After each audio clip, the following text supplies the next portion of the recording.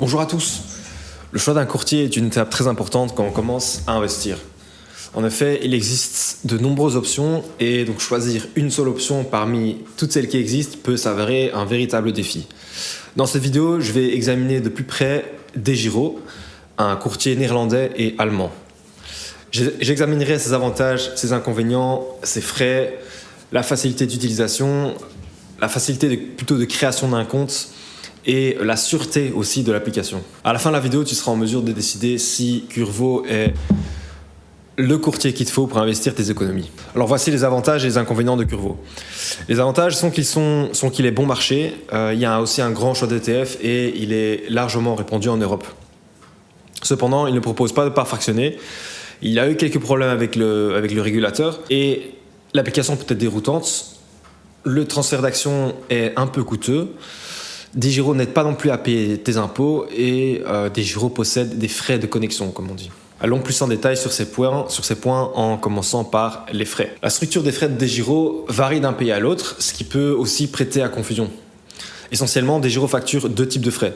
Les frais de transaction et les frais de connectivité. Ici, on voit que DEGIRO facture 2 € pour les actions négociées sur une bourse nationale, de même pour les actions négociées aux États-Unis. Les ETF de la sélection de base coûtent 1 €, les autres 3 et les obligations coûtent 2 € de transaction.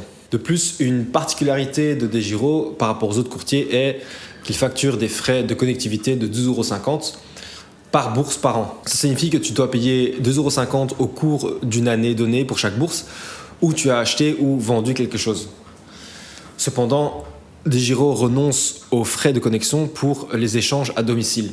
Donc par exemple pour DEGIRO.fr, il n'y a pas de frais pour Euronext Paris et pour Euronext Brussels. Pour ce qui est des frais d'utilisation, DEGIRO n'a pas de plan d'épargne et ne propose pas de part fractionnée, ne s'occupe pas des impôts sur le dividende ni de la taxe Renders et tu dois déclarer toi-même ton compte à la BNB, donc DEGIRO s'en occupe pas. Cependant, le soutien à la clientèle est via une FAQ, email, téléphone et même par chat, donc ça, tu as un bon suivi. Pour ce qui est de la création du compte, il faut environ 1 jour entre ton inscription et ton premier investissement. Cependant, l'application n'utilise pas It's Me. Il y a quand même une application web et mobile. Il n'y a pas la possibilité de créer des comptes joints ni d'un compte enfant. Il n'y a pas la possibilité de créer un compte joint ni des comptes pour enfants. Et pour ce qui est de la note attribuée, on lui a attribué une note de 3 sur 5.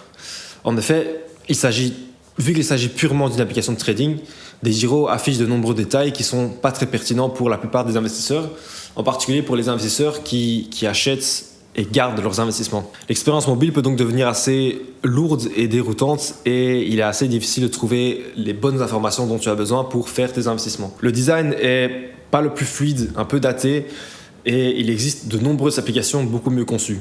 Voyons maintenant si DEGIRO est sûr. DEGIRO est régulé par la BaFin en Allemagne et par l'AFM aux Pays-Bas. Malheureusement, ils ont quelques problèmes passés avec ces régulateurs, comme la fois où DEGIRO a reçu une amende importante de la part de l'AFM. Mais heureusement, tes actifs sont protégés par le système européen standard des protections des investisseurs et ton argent est protégé par le système allemand de garantie des dépôts. DEGIRO fait aussi des prêts de titres et s'engage pour le paiement des flux d'ordre. Alors pour résumer, sache que DEGIRO est clairement l'un des moyens les plus rentables pour investir ton épargne en Europe. Mais le coût n'est pas le seul facteur à prendre en compte lorsque tu veux faire travailler des économies.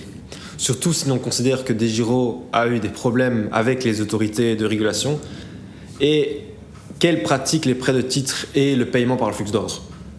Ça n'inspire pas une grande confiance pour tes propres économies sur leur plateforme. Mais voilà, j'espère que cette vidéo t'a permis de décider si DEGIRO était le bon courtier pour toi. On a fait d'autres vidéos qui comparent des courtiers en Belgique, donc si tu veux, si t'es pas trop décidé, on en a d'autres sur la chaîne où on présente d'autres courtiers, spécifiquement pour les Belges. Si vous avez d'autres questions, n'hésitez pas à les poster dans les commentaires, on vous y répondra avec plaisir.